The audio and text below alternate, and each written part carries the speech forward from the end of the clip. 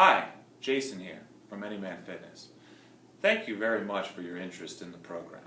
It's my hope through this series of videos is to give you a little bit of an insight into the program, and if you've already signed up with the program, to make sure that you know exactly what your focus needs to be as we begin our journey together.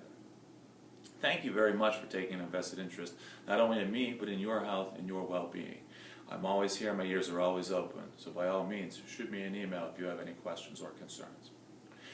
If you've signed up for a 12-week program, your inbox and your email has been flooded with all kinds of information. You've got a great number of documents that have come your way, and you might be a little bit overwhelmed right now. At its core, the Anyman Fitness program has two different components: diet and exercise. The exercise program is very straightforward. I've individualized a workout plan to meet your own personal needs and preferences and the things that I think are going to cause you the greatest amount of success. So go ahead and follow it. Ask me any questions if you need to. What I'm going to talk about today is the diet component. Because if you're sitting there with all this information, you have a weekend to grocery shop and process it, you might be asking yourself, what the heck do I do on Monday? And the answer is, we need to figure out exactly what you are going to eat. Because although there are two different components, there is diet and there is exercise, and the exercise is certainly important to the program, diet is the magic button. It far and away is going to be what makes or breaks your success on this or any diet and fitness program. So, let's discuss food for a little bit. Food has two different components to it. In every piece of food you have something called micronutrients and you have something called macronutrients. Your micronutrients are your vitamins and minerals, things that improve bodily processes and make the body operate more efficiently. These are micronutrients. On the other side, you have macronutrients. Macronutrients are your main components of food. It's what contains your calories and it's what gives you energy. There are three main macronutrients. Those are protein, carbohydrates, and fat. We're not going to focus specifically on micronutrients for this program that you're on with me, mainly because micronutrients do not cause or prohibit weight gain or weight loss. Micronutrients do not contain calories. In order to create a weight loss, you need to have a caloric deficit. So we need to take a very close look at our protein, our carbohydrates, and our fats, and how to utilize those in order to improve our bodily process and trim down our waistlines as well. So I always get asked the question, why don't I just count calories? Why am I counting macronutrients? Why am I counting protein, carbs, and fats specifically? Doesn't that make it more complicated? Isn't it just easier to simply count calories? And the answer is, it could complicate it a little bit. Once you get used to it, it's really not that bad, and it's a relatively easy endeavor, but it takes some time to get used to it, 100% without a doubt. Now, if you came to me and I cut your calories drastically and I said, don't worry about protein, carbs, and fat, just simply eat at a lower caloric intake, some sort of a program similar to Weight Watchers, assign everything a point value. I told you to do all kinds of cardiovascular activity and circuit training and whatnot. Are you going to lose weight? Yes, you're going to lose weight. But you're probably going to lose a good amount of muscle mass as well, which is definitely not what we want. If you have two different options, and one of your options is to lose 40 pounds of pure fat, the other option is to lose 50 pounds, 40 pounds of fat, and 10 pounds of muscle, you want to choose 40 pounds of pure fat every single time. It's going to make you healthier in the long run, it's going to make you feel better, you'll be stronger, and all in all, it's going to look better when you look at yourself in the mirror. So, we have these three different components to food, these three different macronutrients: protein, carbohydrates, and fat.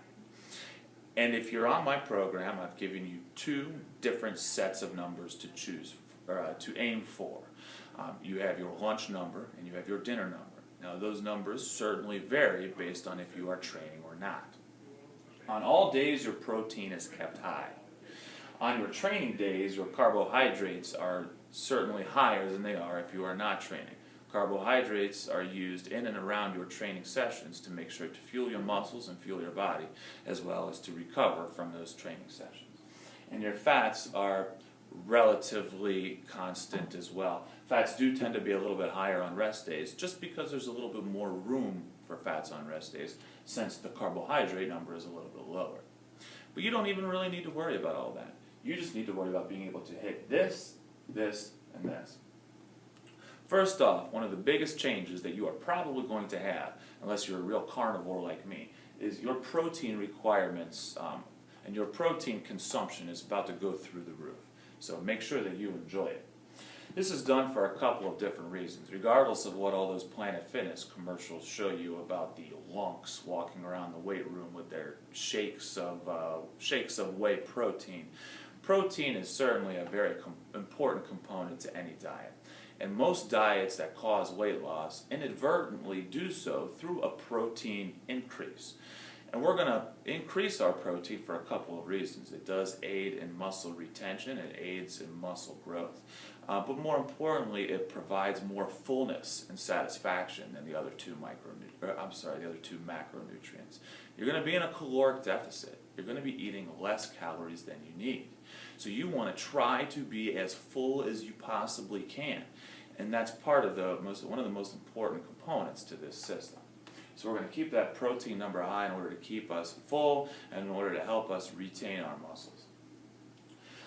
Carbohydrates, as I said, are best used in and around training. And if you're not training, then in all honesty, the body certainly doesn't need as many carbohydrates as we all think it does. Carbohydrates do not cause fat. This is a very common myth. People think that they call carbohydrates fattening, and that's not entirely true. But what carbohydrates do, of these three different macronutrients, your carbohydrates are the least filling. They're not going to provide you with a large amount of satisfaction. Now you might be saying, but Jason, every time I eat a huge bowl of pasta, I'm stuffed to the gills. True. Fast forward 3 hours though, and generally you're starving. This is why you can wake up in the morning and eat an enormous bowl of Cheerios and feel absolutely sick because you ate so many Cheerios. Flash forward 2 hours later, and you're ravenous again, wondering where all those Cheerios went and how come you're hungry if you ate that much food. It's because carbohydrates cause a blood sugar spike. And after the blood sugar spikes, the blood sugar then drops. And the blood sugar dropping is what causes that ravenous feeling. In actuality, you're not hungry, you're not starving, your cells and your body doesn't need more food. It's your hormones messing with you. So we're going to make sure that we utilize these in a very smart and efficient way in order to optimize those things and make sure that we steer clear of those blood sugar crashes. And then lastly, your fats. The low-fat craze is definitely past us, and hopefully we know that fats are an essential part of any diet. But fats for men, as well as women, have wonderful hormonal benefits.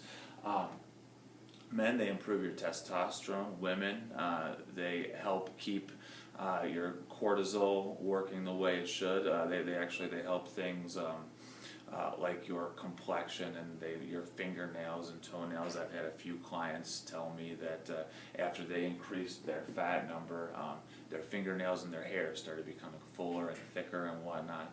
And certainly that could be an advantage for a few of the men out there as well. But we want to make sure that our fat number is where it should be. Okay.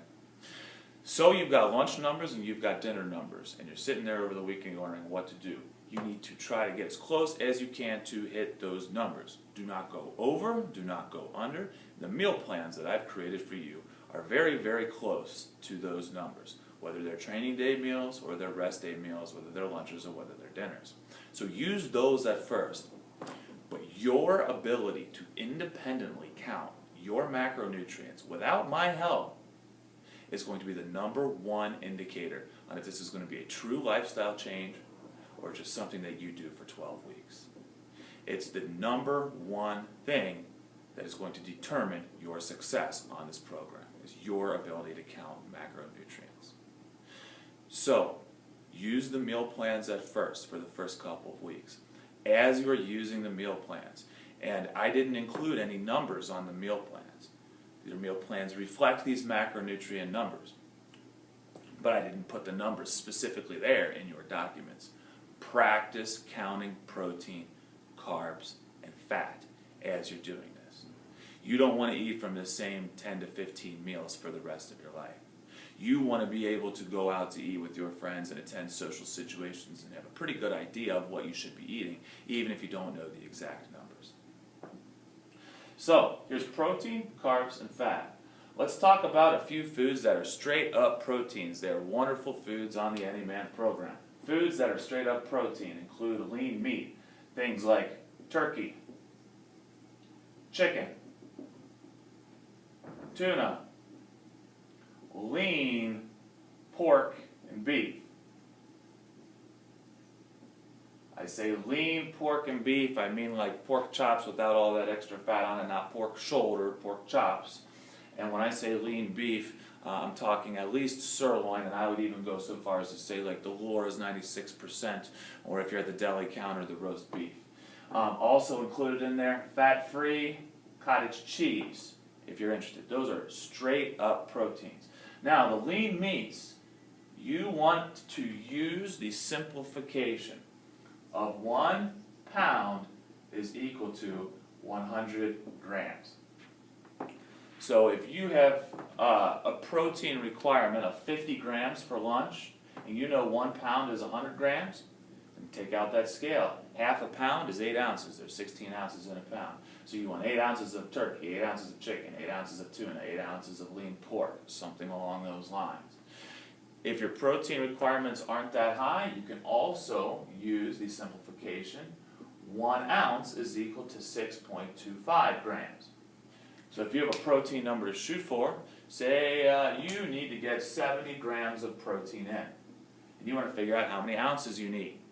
Take that 70, divide it by 6.25, and that's going to give you your number of ounces of lunch meat, of lean food, of lean protein that you are going to consume. Your straight carbohydrates, these include things like your rice, your bread. Pasta goes in here. There's actually a little bit of protein that's in pasta. That's your gluten.